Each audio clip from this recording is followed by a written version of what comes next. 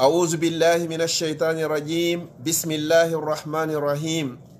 الحمد لله على نعمة الإسلام وكفى بها من نعمة ثم الصلاة والسلام على المبعوث رحمة للعالمين محمد بن عبد الله وعلى آله وأصحابه ومن تبعهم بإحسان إلى يوم الدين أما بعد السلام عليكم ورحمة الله وبركاته musidɓe julɓe tedduɓe tejjirɓe l'islam ɓawon yettude allah o bajjo seniɗo wawɗo mo ronkata wiyeteɗo allah mo mara nando mo mara ɗimmo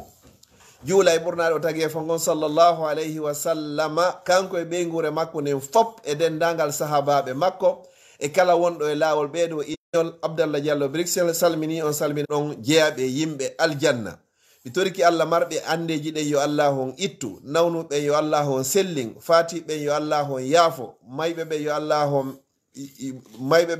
on yaafo marɓeɓe yo allah on ɓeydanɓe ɓe jogakiɓe yo allah on okkorɓe yo allah danne en ala e wawata e joguede musidɓe julɓe tedduɓe ko honnumi falte andintinde ɗo ko landal gotal goɗɗo arno landine laaɗo sallllahu alayhi wa sallam landal hittugal landal himmugal ko tawata ko ɗum ɗon mapinimo ko tawata kadi mo beehino haani mapade fi muɗum tawi oɗo mapinamo hande kadi ko honno wurirta oɗo mapinamo fi otoje maɗum fi cuuɗi en innar noon moƴƴagoy kono aru o landine laaɗo sallllahu alayhi wa sallam o inni honɗum ya rasulallah sallllahu alayhi wa sallam ko ayyo nelaɗo allah o inni manna jaatu ko honno woni daɗal ngal ko honno mi daɗirta ko ɗum ɗon mapinimo ko honno mi daɗirta ka adna ɗo ko honno mi daɗiroyta laakara ko honno mi daɗirta soñja e fitna adna ɗo mi daɗoya kadi yiite jahannama ngen yawmal qiyama allah okkalan aljanna aduna allah okkalan kadi aljanna laakara ko ɗum ɗo wonno ko landi kon o andi laakara ko galleji ɗiɗi wonton ko imma aljanna ma yiite amma noon ka adna ga aljanna adna ga no tawa go taw honɗum lanɗo moƴƴo ka leydi yo allah okku en no tawa e muɗum waɗugol arsike ma on ka leydi ma yo allah on okku en no tawa e muɗum honɗum kadi honno arsike ma on ka leydi ma lanɗo moƴƴo kadi ka leydi ma sonnajo moƴƴo ka galle ma e mbaɓɓateri moƴƴudi e kawtal moƴƴal e si ɗiɗo heɓike ha gasi on say noon allah waɗa sukkare juuri ka ɗengal ma ɗiɗo woni aljannaji adna ɗin yo allah okku en ɗiɗo fof wonande kala ɓe jogaki ɓen amma lakara ko fariqum fi sa'iri wa fariqum fil janna fedde goka ka yiite fedde goka ka aljanna yo allah waɗu en nde fedde ka aljanna ya rabbal alamin si ɗum ɗon feƴƴi landal ngal no woni manna jat ko honno goɗɗo daɗirta ko honno mi daɗirta ɗi fitnaji e soñjaji fof nelaɗo sallllahu alayhi wa sallam yeetimo piiji tati wo si a waɗi ɗi piiji ɗo tati a daɗay aduna sa waɗi ɗi piiji ɗo tati a daɗay laakara sa waɗi ɗi piiji ɗo tati a malete aduna sa waɗi ɗi piiji ɗo tati a maloyde kadi laakara daɗa yiite jahannama heɓa aljanna yo allah on okku en ɓe inni go'o wo amsik alayka lisanak jogito ɗengal mangal wata wowlu hay e hunde ko a joganoke dalil wala taqufu ma laysa laka bihi ilmu wata wowlu fi wowlugol tum wowlu ko anduɗa wondema pellet hiɗa jogani dalil gongano e nder muɗum andu si wona ɗum kala ko wonɗa e wadde moƴƴereji ɗin kon fof andu haray komo wonɗa wolde hoore muɗum on wo hettoyta ɗum yawmal qiyama oɗo tawoyte e wiyete ɓen almuflis oɗo woni go'o wo amsik alayka lisanaka jogito ɗengal magal allah no daalika deftere makko ma yalfisu min qawlin illa ladayhi raqibun atid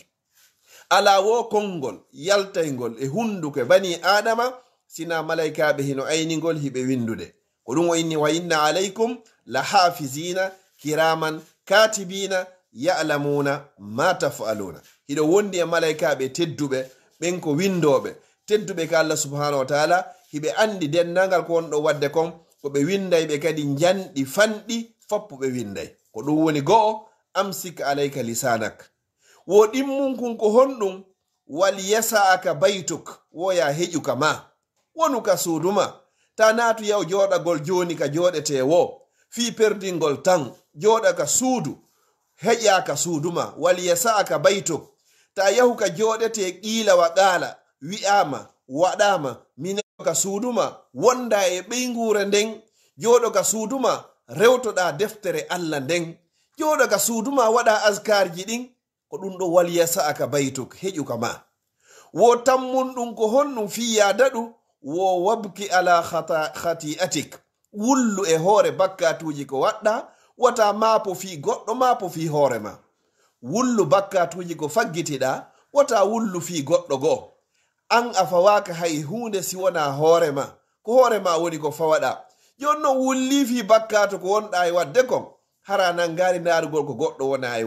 woni e wadde ko ɗum sinelaɗo sallallahu alaihi wasallam ɓe maaki wo wabki ala khati'atik wullu e hoore o bakkatu ko wonɗa e wadde bimbi e kikiɗe jemma e ñalorma fofango e artirango ko faggitagol bakkatu wo sa waɗi ɗiɗo piiji tati wo andu a daɗay aduna maleɗa aduna daɗoya laakara kadi maloyeɗa laakara yo Allah malno en aduna o malna en laakara kadi o arsika en wawugol waɗugol ɗiɗo piiji tati mi fillitoɗi ara nun ɗum ko honɗum taw wo ko amsik alayka lisanak jogito ngal ɗengal ma wo ɗimmun kun ko honɗum wo waliya sa'aka baytok wo ya heƴuka maɗa ko yaltinayi ma kon fo si wona fi Allah wata yaltu yahugol juuloygol yahugol golle jokkereji enɗan moƴƴintingol hakkundeji haɓuɓe ndaroygol nawnuɓe ɗowtugol fureji sifa wanwa ɗum ɗo si tawi hina ɗin ɗo wo ya heƴuka ma wo tammun kun wabuki ala khati'atik wullu e hoore bakkatuji ko faggitiɗa mapoɗa fi hoorema hara mapaki fi goɗɗo go mapoɗa fi hoorema nafoɗa fi ɓeygurema e musiɓɓe ma julɓe ɓen kadi kono ko ya anni to wondema ko adi kon tawo mo daɗari wawata dandugol mo daɗi o dandari haray o daɗari mi toriki Allah subhanahu wa ta'ala on yo Allah okko en aljanna o danda e yiite yo Allah dandi en lakara boniroyde en ko o hadis ɗo gallandal ɗo o sahabajo ɗo ko ari landi ɗo tawi hino mapinimo enen kadi fo ɗum ɗo no hani en mapinde hino hani kadi en fof ko wattanen hakkille ɗum ɗo